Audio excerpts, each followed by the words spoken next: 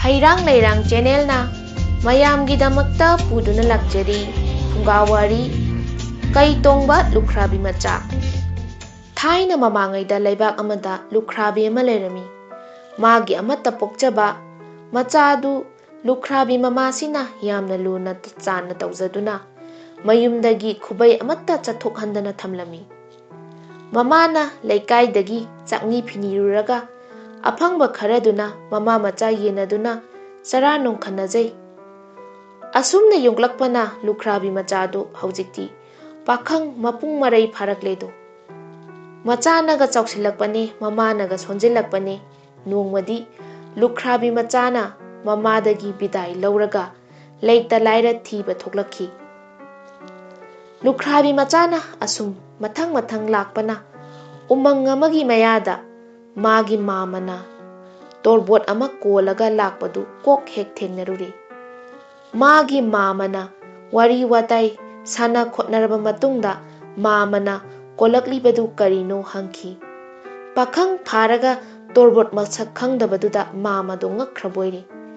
Phagi haiba mamana phagi oina sagolgi marumni kok khumkhredo.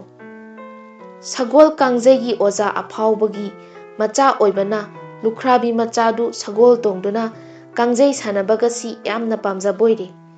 Magi mamana sagol marumni haibaduda kadaida phangbage sagol marum sibo mama haina amukasu hanglaedo.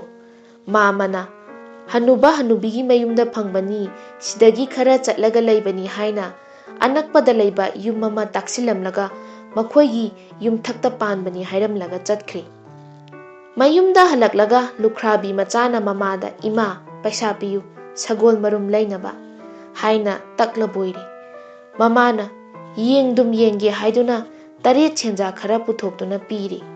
Madu puraduna Lukhrabi Machana ngasai magi mamana taklamba hanuba hanubagi mayum haibadu thiduna sagol marum laiba laedo. Hanuba hanubi anidusu Lukhrabi Machagi apangu matawadu ubada sagol marumni haijinaduna torbot achauba ma pirakpoire. Torbot adu koladuna Lukhrabi Machana asum lakpada makhong hamningladuna torbanda mata chaba mafam ama yengduna torbotu thamlamlaga turelda makhong hamba kumthakre. Lukhrabi Machana makhong hamba kumthakringai talak asida kayama lakpoire.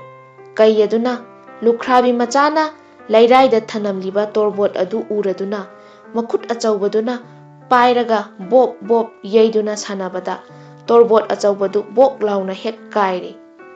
Asumna torbot adu tangkhai tana hek kaiba tanja asida makhong hamba kumthakhiba Lukhrabi Macha aduna kakhalakpada mata chanarure. Mana thamamba torbot adu mayaida ani thokna kairaga tangkhai taduna leiramba Kayamanasu manakta phamlambadu ubada Lukhrabi Macha adu sagol marumadu macha ole haiduna harau khraboire.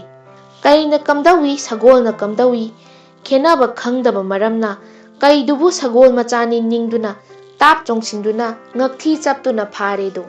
Adudagi mana ilakpa ngabongduna chupli saraga kaigi managanda phan chongkhatuna khurup thaduna mayum yauna thaukhredo.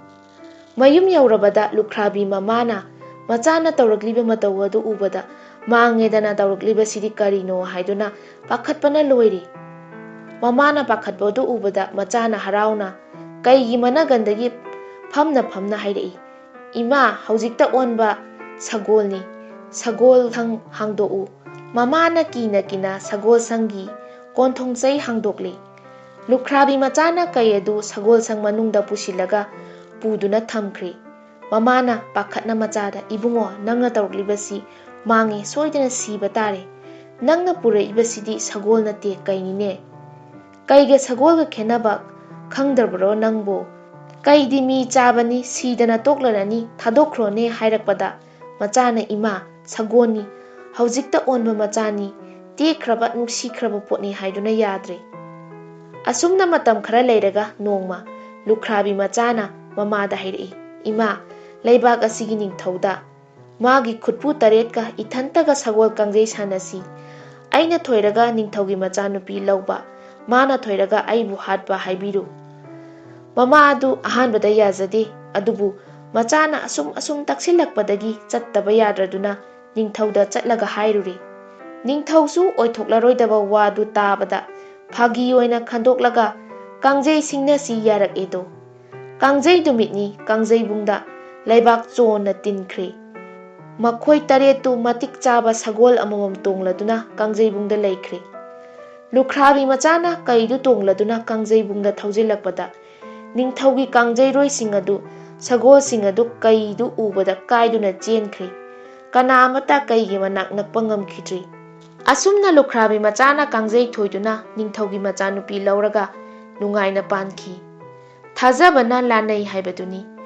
ꯀꯩꯕꯨ ꯁꯒꯣꯜꯅꯤ ꯍꯥꯏꯅ ꯊꯥꯖꯔꯨꯕꯗꯒꯤ ꯂꯨꯈ꯭ꯔꯥꯕꯤ ꯃꯆꯥ ꯃꯔꯥꯏꯕꯛ ꯊꯝꯕꯥꯜ ꯁꯥꯠꯈꯤ꯫